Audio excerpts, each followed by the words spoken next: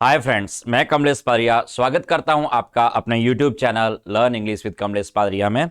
और साथ ही स्वागत करता हूं आपका मदर्स एजुकेशन हब के ऑनलाइन प्लेटफॉर्म पे।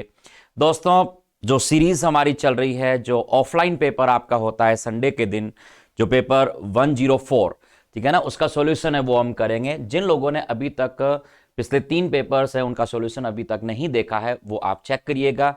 101 से आपका स्टार्ट हुआ है, 101, 102, 103, 3 पेपर हम डिस्कस कर चुके हैं। ये आपका 4th पेपर है। देखिएगा जो संडे के रोज हुआ, देखो क्या क्वेश्चंस आपके पूछे गए। देखिए फर्स्ट वन आपका ग्रामर से क्वेश्चन है, आपका स्पोर्टिंग एरर से आपका क्वेश्चंस बन रहा है, ग्रामेटिकल एरर। देखिए क्या है इसमें। This is perhaps one of the most racially segregated city in the United states. क्या गलती है इस सेंटेंस में? देखो यहां पर क्या हो रहा है, वन ऑफ दे रखा है। अब आपको पता है कि वन ऑफ के बाद में आने वाली जो नाउन होती है वो हमेशा प्लूरल होनी चाहिए, क्योंकि दो में से ही एक कोई तो आप लोगे ना, तो आपको कहना पड़ेगा this is perhaps one of the most racially segregated. ये तो एडजेक्टिव है आपका सेग्रीगेटेड, ठीक है ना। और क्या हो गया यहां पर? सिटी। तो सिटी नहीं, आपको क्या करना पड़ेगा? सिटीज, CITIES, आपको सिटीज करना पड़ेगा। नाउन आपको प्लूरल करनी पड़ेगी। तो वन ऑफ के बाद में आपको पता होना चाहिए कि वन ऑफ जब भी आप यूज करोगे तो मैं से एक लोगे। अब मैं से एक लोगे तो आपको पहले डिटर्मिनर का इस्तेमाल करना पड़ेगा, और उसके बाद जो भी आप नाउन लोगे वो नाउन आपको कैसी लेनी पड़ती है? प्लूरल आपको नाउन लेनी पड़ती है। तो नाउन तो प्लूरल आएगी वन ऑफ के बाद, लेकिन वर्ब आपकी कैसी आती है? सिंगुलर आती है। इसमें वर्ब तो आपने दिस इज लिखा है, इसमें कोई प्रॉब्लम नहीं है, लेकिन जो नाउन है आपकी सिटी, इसकी जगह क्या करना पड़ेगा? सिटीज करना पड़ेगा। गलती आपके कौन से पार्ट में है? थर्ड पार्ट में आपकी गलती आ रही है, ठीक है ना। सिटीज। सेग्रीगेट का मतलब होता है पृथक करना, अपने से अलग करना, अलग थलग करना, उसे हम क्या कहते हैं? सेग्रीगेटेड कहते हैं। क्लियर है? चलिए नेक्स्ट क्वेश्चन क्या पूछा गया देखिए। हाँ, सेंटेंस है ही sought a flagrant disregard for anyone's else feelings. देखिए यहां पर क्या हो रहा है, एनीवन्स और फिर एल्स और फीलिंग्स कह रहे हैं। नाउन का रूल है, देखो एनीबडी, एनीवन, एनीथिंग, इन पे अपॉस्ट्रोफी एस का इस्तेमाल होता है। एनीथिंग के साथ नहीं, एनीवन के साथ, एनीबडी के साथ, आप एवरीबडी के साथ अपॉस्ट्रोफी एस का इस्तेमाल करते हो। लेकिन यदि इनके बाद आपने एल्स लगाया तो अपॉस्ट्रोफी किस पे जाएगा? एल्स के ऊपर जाएगा, ना कि आपको एनीवन के साथ। गलती आपके सी पार्ट में है। आपको क्या लिखना पड़ेगा? यहां पे लिखना पड़ेगा एनीवन, एल्स में अपॉस्ट्रोफी एस आएगा, एल्स इज, और फिर आपका फीलिंग्स यहां पर नाउन है तो आप क्या कहोगे? फीलिंग्स। आईएनजी वाली फॉर्म के साथ जब एस लगाते हैं तो वो खुद ही नाउन में कन्वर्ट हो जाती है। तो क्या कहोगे? एनीवन एल्स इज फीलिंग्स, ठीक है ना। तो एनीवन में अपॉस्ट्रोफी एस नहीं, नियरेस्ट जो वर्ड होता है नाउन के उसमें अपॉस्ट्रोफी एस जो पॉजिटिव है वो आप लगाते हैं। तो कहां लगाना पड़ेगा? Anyone else is feelings. Clear है? तो गलती कौन से पार्ट में है? आपके सी पार्ट में गलत थी, ठीक है। दो क्वेश्चन आपके किसके पूछे जाते हैं? स्पोर्टिंग एरर के क्वेश्चन है वो आपके बनते हैं।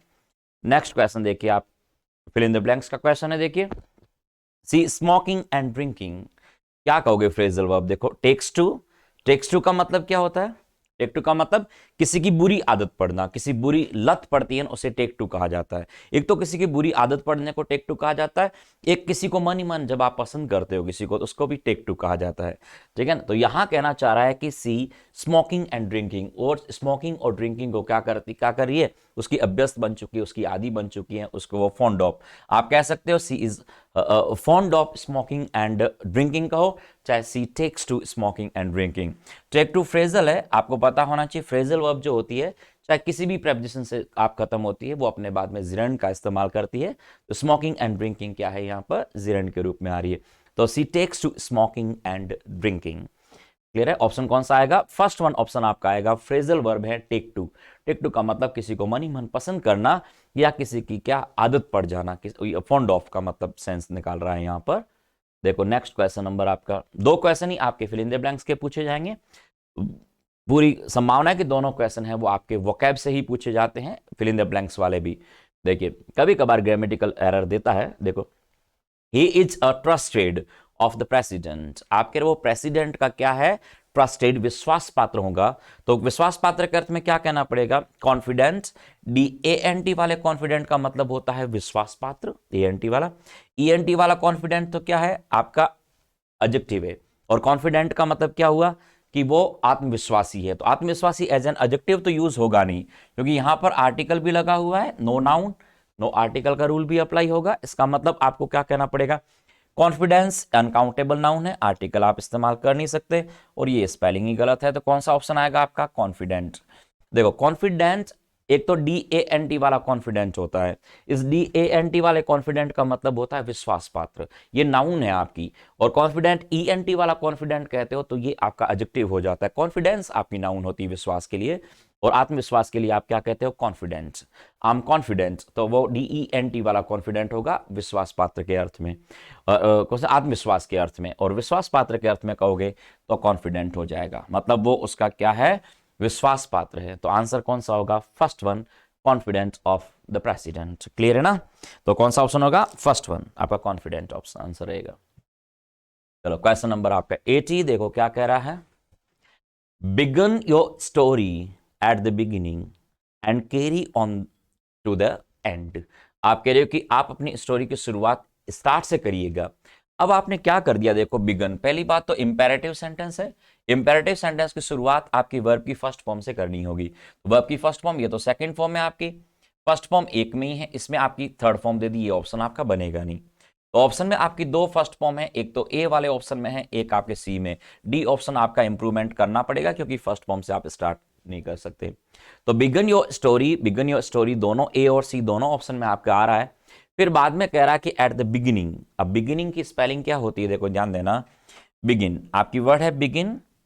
अब बिगिन में जब आईएनजी वाली फॉर्म जोड़ोगे तो एन है वो डबल आ जाएगा, और क्या बनेगा, बिगिनिंग। और बिगिनिंग के बाद क्या, तो BEGIN को क्या करना पड़ेगा, डबल करना पड़ेगा, तो BEGINNING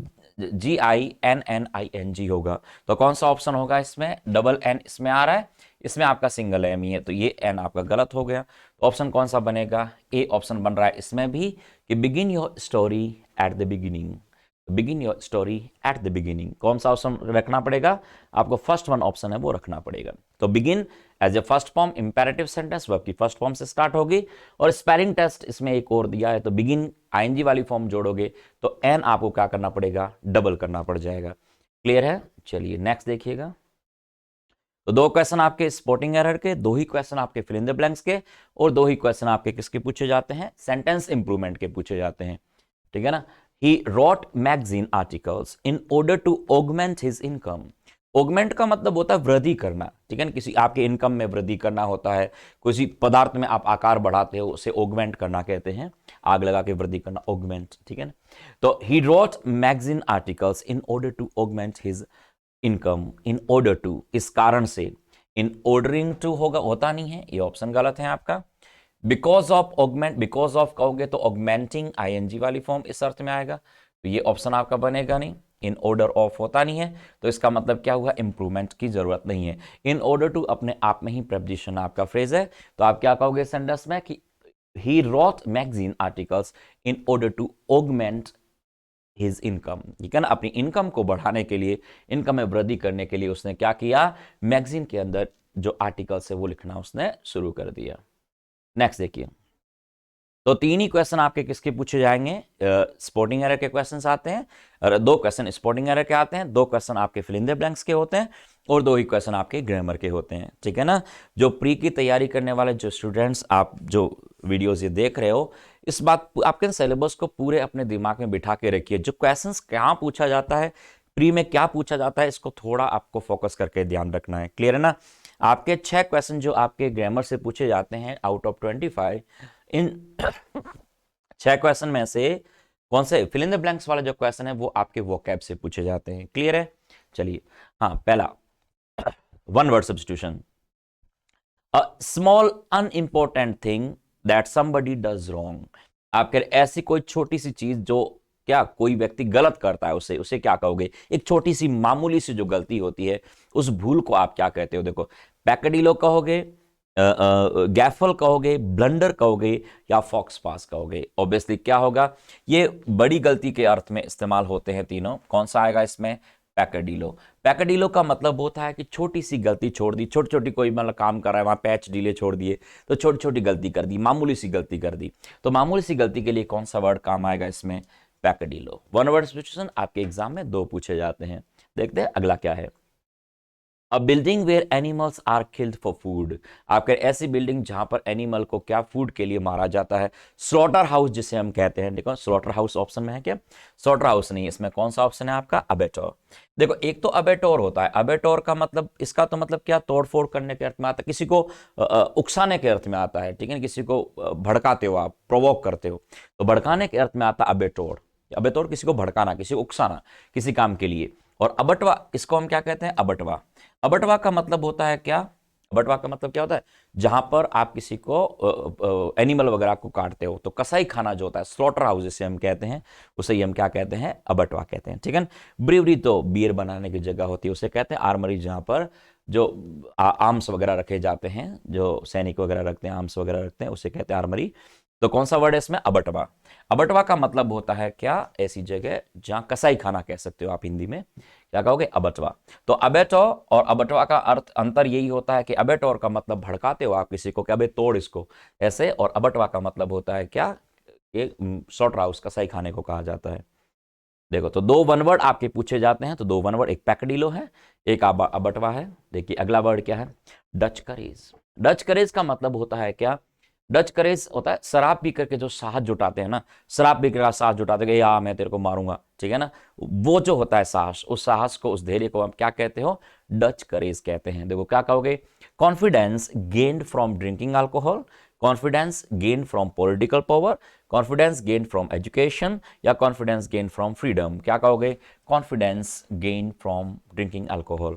आप शराब पी करके जो साहस जुटाते हो, जो कॉन्फिडेंस आप लेके आते हो, उसे डच करेज कहते हैं, ठीक है ना। एक गो डच होता है, गो डच का मतलब होता है पैसों को बांटना, ठीक है ना, आपके टीटीएमएम कहते हैं कि आप किसी को पैसे को बांटते हो, उसे कहते हैं गो डच, ठीक है ना। चलिए अगला वर्ड क्या है, अ स्नेक इन द ग्रास, आस्तीन का सांप, ठीक है ना, एक जो ग्रास में छिपा हुआ जो क्या है, शत्रु है, उसे उसे आप क्या कहोगे, उस स्नेक को आप क्या कहोगे।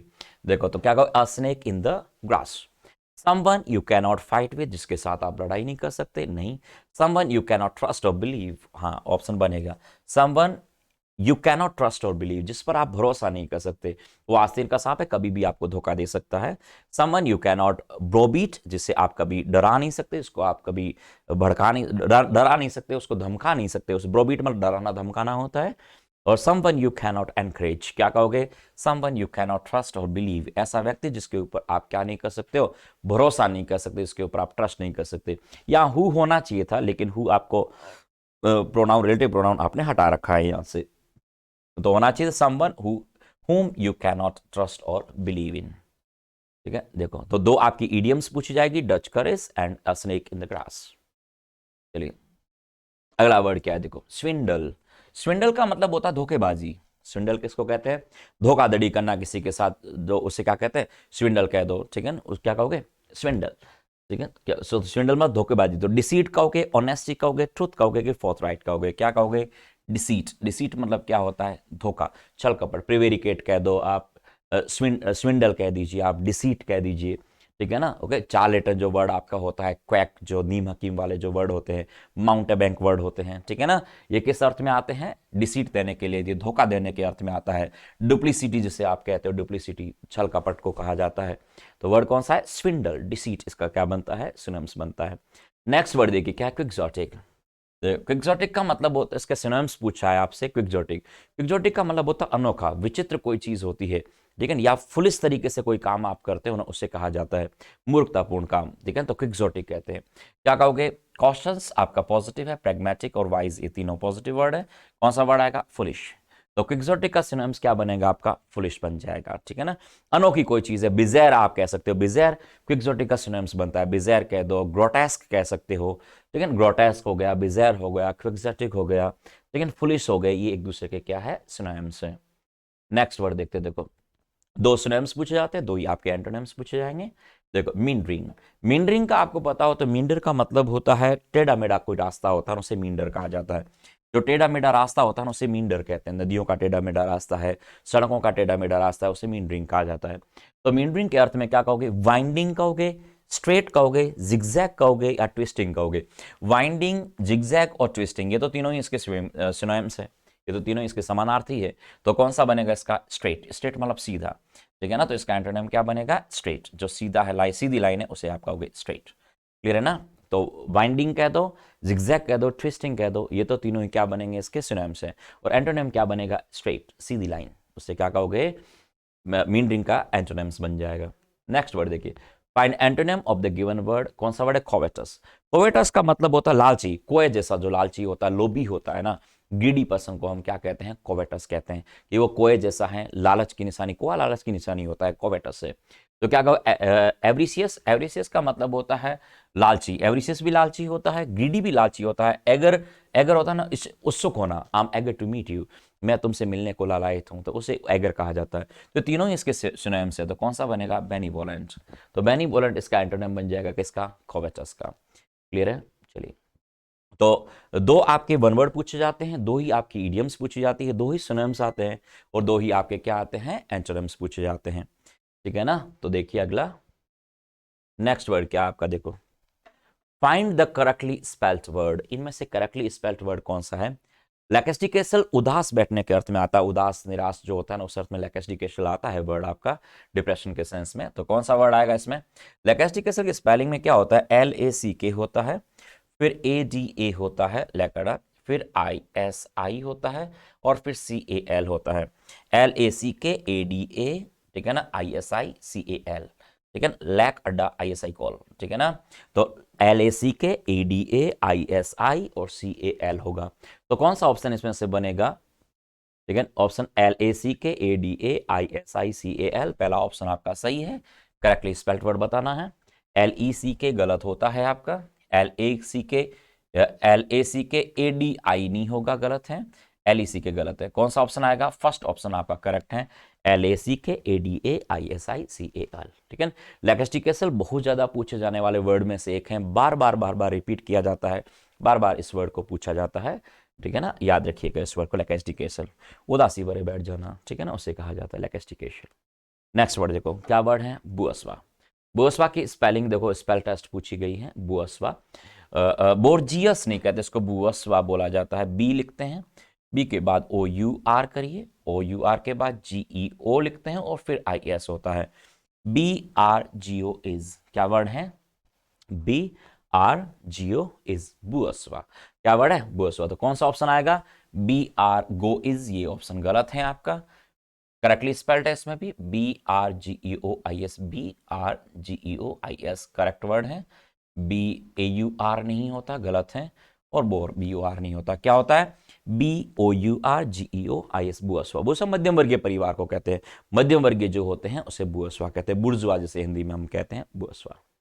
नेक्स्ट वर्ड देखो, नेक्स्ट वर्ड क्या है, तो आपके वोकैब के अंदर जो क्वेश्चन आपके पूछे जाते हैं, आपके कितने हैं, 10 क्वेश्चंस तो आपके सीधे पूछे जाते हैं, 2 वन वर्ड आपके आएंगे, 2 इडियम्स आएंगे, 2 सिनोनिम्स आएंगे, 2 एंटोनिम्स आएंगे, 2 स्पेलिंग टेस्ट आएंगे, ठीक है। सिलेबस को पूरा अच्छी तरीके से अपने दिमाग में बिठा के रखो कि प्री के एग्जाम में आपके क्या पूछा जाएगा, उसके अकॉर्डिंग प्री तक अच्छी तैयारी करिए। फिर आपका मेंस, वैसे तो मेंस की तैयारी साथ में ही रखनी है, लेकिन प्री तक आपको थोड़ा दिमाग लगाना है, नंबर ऑफ क्वेश्चंस क्या आते हैं, और किस तरीके से आपको उन्हें आंसरिंग करनी है, और क्या पूछे जाएगा, ठीक है ना, उसको आपको थोड़ा फोकस करना है। तो 10 क्वेश्चन आपके सीधे वोकैब से 20 मार्क्स के सीधे हैं, और फिर फिल इन द ब्लैंक्स वाले 2 क्वेश्चन आपके वो, तो 12 क्वेश्चन सीधे हैं 24 मार्क्स के। देखो अगला, एक्टिव टू पैसिव और पैसिव टू एक्टिव आपको देता है, हो सकता है एक्टिव दे दे, एक्टिव से पैसिव, या पैसिव दे के एक्टिव करवा सकता है, ठीक है। तो क्या है, was recommended, was recommend be के साथ वर्ब की थर्ड फॉर्म आपका पैसिव वॉइस है, ऑलरेडी पैसिव है, आपको इसको एक्टिव वॉइस बनाना है। एक्टिव वॉइस का मतलब है कि वॉज के साथ जब वर्ब की थर्ड फॉर्म आती है तो वर्ब की सेकंड फॉर्म में कन्वर्ट होगी। वर्ब की सेकंड फॉर्म कहां पर है, देखो वर्ब की सेकंड फॉर्म एक तो इसमें दे रखी है, एक सेकंड में दे रखी है, ये ऑप्शन आपका बनेगा नहीं, और ये ऑप्शन आपका बनेगा नहीं। इसका मतलब ऑप्शन कौन से हो गए, ए और बी में से कोई एक ऑप्शन होगा। ए में देखो इसमें क्या लिखा हुआ, आई वॉज रिकमेंडेड, इसका मतलब समबडी रिकमेंडेड अनदर टीचर, तो इसके अंदर आई आपने कहां से लिया, तो somebody recommended me another teacher, obviously me यहां से बना हुआ है, इसमें डबल ऑब्जेक्ट है आपका, तो मी भी है अनदर टीचर भी है, तो आप मी से बनाओगे ऑब्जेक्ट तो क्या बनेगा, I was recommended another teacher bye anybody, आप कहना चाहो तो कह दो, या लिखने की कोई जरूरत नहीं है। तो कौन सा ऑप्शन आएगा, बी ऑप्शन आएगा, ए नहीं, ठीक है। एक्टिव पैसिव बहुत सरल आपका टॉपिक होता है, एक्टिव पैसिव डार्क नेट फोकट के मार्क्स है। प्री के अंदर आपके 2 क्वेश्चन पूछा, एक एक्टिव का, एक पैसिव, एक एक्टिव का, एक्टिव पैसिव का, एक डार्क एंड डार्ट का, 2 आपके क्वेश्चंस पूछे जाते हैं, लेकिन मेंस के अंदर एक्टिव पैसिव के 20 नंबर ऑफ क्वेश्चंस आते हैं, डार्क एंड डार्क के 27 नंबर ऑफ क्वेश्चंस पूछे जाते हैं। तो बहुत बड़े टॉपिक्स हैं आपके।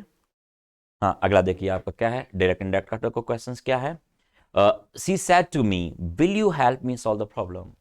देखिए क्या कहना चाह रहा है, सेंटेंस में आस्क होगा, पहली बात तो क्वेश्चन पूछ रहा है, तो टोल्ड नहीं बल्कि हमें क्या करना पड़ेगा, आस्क करना पड़ेगा। आस्क एक ऑप्शन में आ रहा है, एनक्वायर्ड भी हो सकता है, एनक्वायर्ड भी दे रखा है।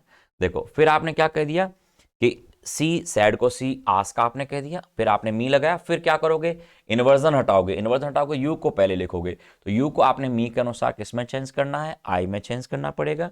आपने आई में चेंज कर दिया, सभी में आई में चेंज कर रखा है, ठीक है। आपने टोल्ड के बाद इफ आपने गलत है, इफ आपने गलत है।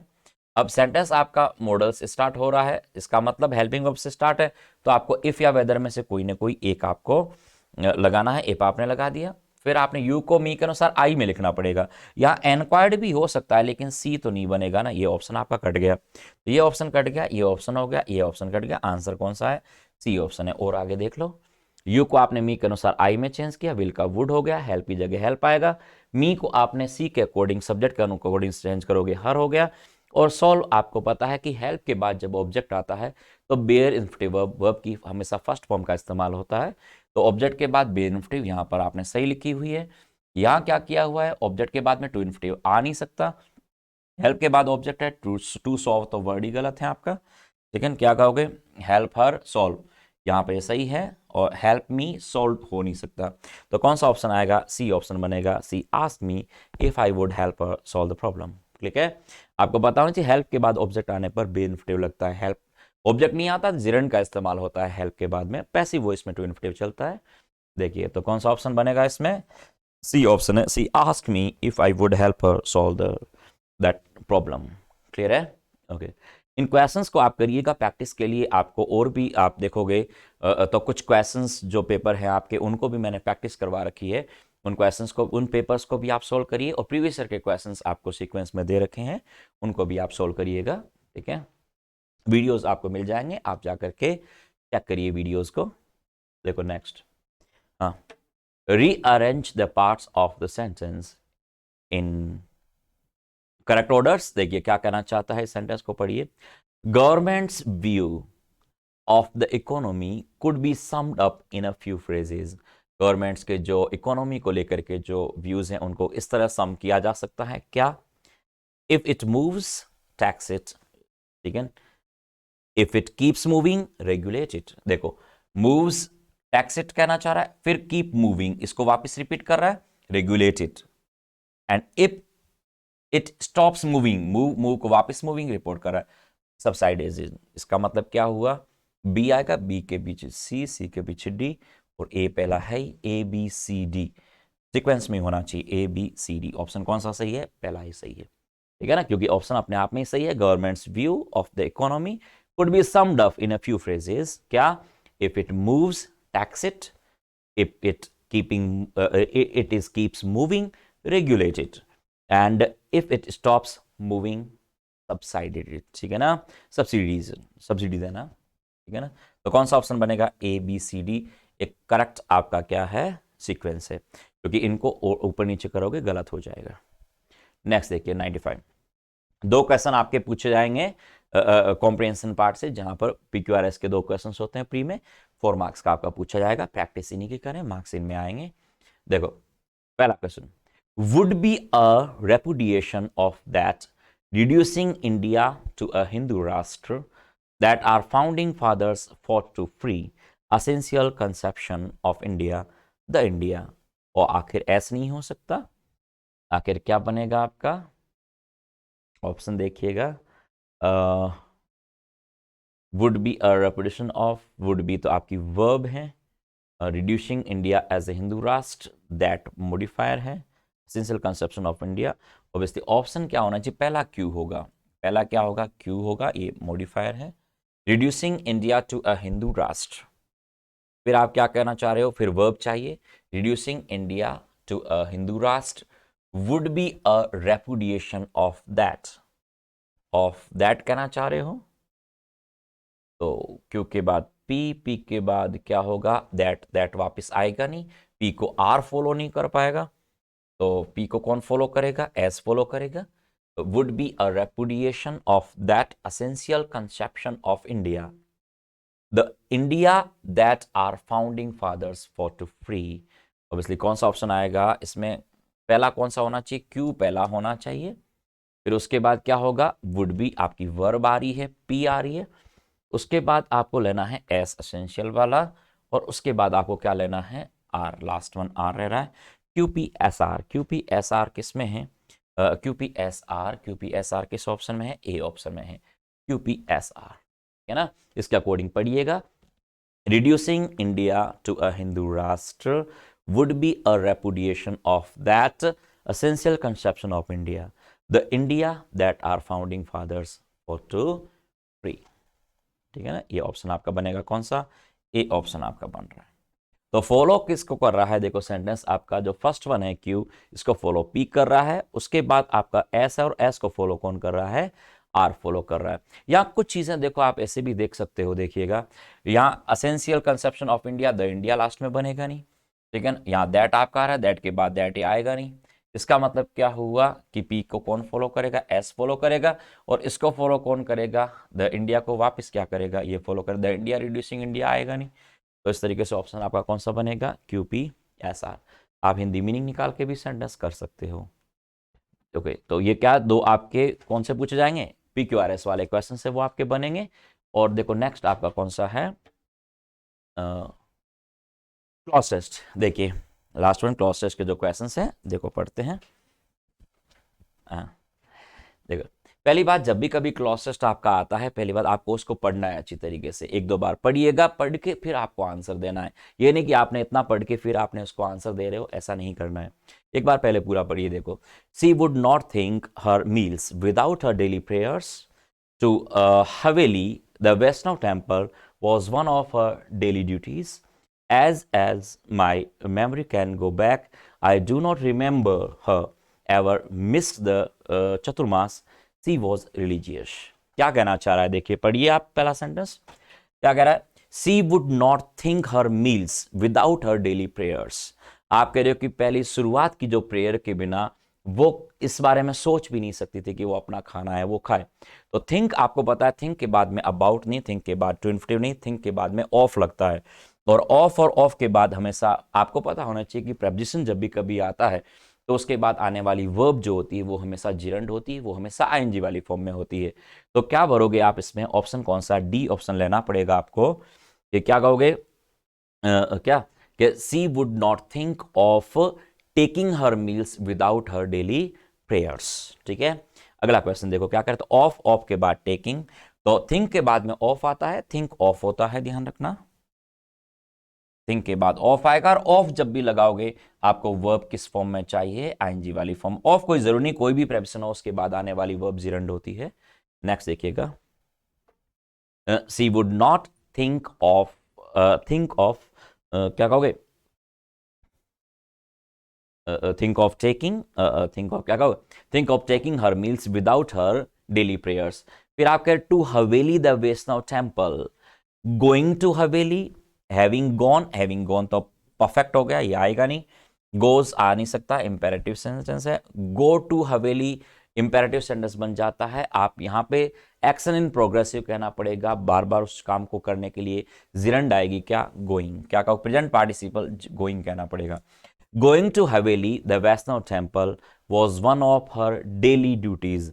आप कह रहे हो कि उसकी डेली ड्यूटीज में से एक क्या था, कि वो वैष्णव टेम्पल है, वो हवेली, गोइंग टू हवेली जो वैष्णव टेम्पल है वहां जाना उसकी डेली रूटीन में से, डेली ड्यूटीज में से क्या था, एक था। ठीक है, फिर आगे देखो क्या कहना चाह रहा है, as my memory can go back, as long as my memory can go back, as far as my go back, as soon as कहोगे या एज फार्दर एज। देखो फार्दर दूरी के सेंस में आएगा नहीं, एज सून एज जो ही या जैसे ही कहना चाह रहे हो, इस अर्थ में मीनिंगफुल नहीं होगा सेंटेंस आपका। As long as my memory go back, as long as आने वाले प्रोग्रेसिव एक्शन के लिए होता है, एज फार एज जितनी दूर उतनी दूर, और एज के बीच में आने वाली डिग्री जो होती है वो पॉजिटिव होती है, और यहां पर आपने कंपैरेटिव लिखा है फार्दर, कौन सी, एज के बीच में पॉजिटिव डिग्री लगानी है। तो आप क्या कहोगे, एज फार एज, क्या कहोगे? As far as my memory can go, ठीक है, जितना मेरी मेमोरी में पुरानी बात को याद करूं तो दोहराऊं तो क्या अर्थ निकलेगा? आई डू नॉट रिमेंबर हर, आप कह रहे मैंने मुझे क्या वो दिन याद नहीं है जब क्या, I don't remember her having ever missed the Chaturmas, having ever missed the Chaturmas. देखो मिस्ड आपने पास्ट पार्टिसिपल लिखा है, वर्ब की थर्ड फॉर्म लिखी है। देखो हर रिमेंबर के बाद में जब कभी ऑब्जेक्ट का इस्तेमाल होता है तो आपको जिरंड यूज करनी होती है, वर्ब इन आईएनजी वाली फॉर्म आती है, हमेशा ध्यान रखना। लेकिन यहाँ जिरंड नहीं, past participle having plus verb की थर्ड फॉर्म का इस्तेमाल होगा। हेड के साथ थर्ड फॉर्म, यहाँ सेंस बनेगा नहीं, टेकन को टेकन, एवर मिस्ड आप दो वर्ब फॉर्म लगाने, टू टेक आएगा नहीं, तो कौन सा ऑप्शन आएगा? हैविंग। हैविंग प्लस वर्ब की थर्ड वाली फॉर्म एक पास्ट पार्टिसिपल होता है। हैविंग प्लस वर्ब की कौन सी वाली फॉर्म? थर्ड फॉर्म जो होती है ना, ये पास्ट पार्टिसिपल होता है। क्या होता है? पास्ट पार्टिसिपल होता है हैविंग प्लस वर्ब की थर्ड फॉर्म। तो having plus verb third form, तो आप क्या कहोगे? आई डू नॉट रिमेंबर हर, क्या कहोगे? हैविंग एवर मिस्ड द चतुर्मास, मैंने उसको कभी ऐसा नहीं देखा कि उसने कभी, मुझे याद नहीं कि उसने कभी चतुर्मास है उसको कभी मिस किया हो, ठीक है। सी वॉज रिलीजियस, क्या कहना चाह रहे? वो एक धार्मिक, क्या रिलीजियस तो आपका एडजेक्टिव है, रिलीजियस तो एडजेक्टिव है, और डीप आर्टिकल लगा नहीं सकते क्योंकि आर्टिकल लगता है नाउन के साथ, रिलीजन हो तो नाउन होता, रिलीजियस तो आपका एडजेक्टिव है। रिलीजियस तो डीपली एडवर्ब हो सकती है, और डीपली आ नहीं सकता, आर्टिकल लगेगा नहीं, डीपेस्ट रिलीजियस होगा नहीं, क्या बनेगा? Deeply. Deepest superlative degree adjective की है, एडजेक्टिव को एडजेक्टिव मॉडिफायर नहीं एडवर्ब लगाते हैं, तो मोर डीपली या मोस्ट डीपली आप कह सकते थे, लेकिन आप यहां पर डीपेस्ट नहीं कह पाओगे, तो क्या आएगा? डीपली। तो सी वॉज डीपली रिलीजियस, ठीक है। तो ऑप्शन के अकॉर्डिंग देखा जाए, एक बार इसको दोबारा फिलर सारे एक साथ भरें तो क्या बनेगा? She would not think of taking her meals without her daily prayers, going to Haveli, the Vaishnav temple, was one of her daily duties. As far as my memory can go back, I do not remember her having ever missed the Chaturmas. She was deeply religious. Clear है? चलिए, okay. Paper आपका online available है, आप इसकी PDF के लिए, जो papers आपके हैं पीडीएफ यदि आपको इसका चाहिए तो आपको क्या टेलीग्राम चैनल पर आपको मिल जाएगा, ठीक है। जो चैनल है इसी नाम से आप देखोगे, लर्न इंग्लिश विद कमलेश पारडिया, उसमें नीचे आपको लिंक मिल जाएगा इस टेलीग्राम का, उस टेलीग्राम पे जाइएगा, लिंक पे जाइएगा, और वहां पर आपको इसकी पीडीएफ है वो आपको मिल जाएगी पेपर की। क्लियर है? और विद सॉल्यूशन आपके यहाँ पे हो गए, इनको चेक करिएगा पीडीएफ डाउनलोड करके। Okay, okay, that's the questions. Have a nice day. Bye bye.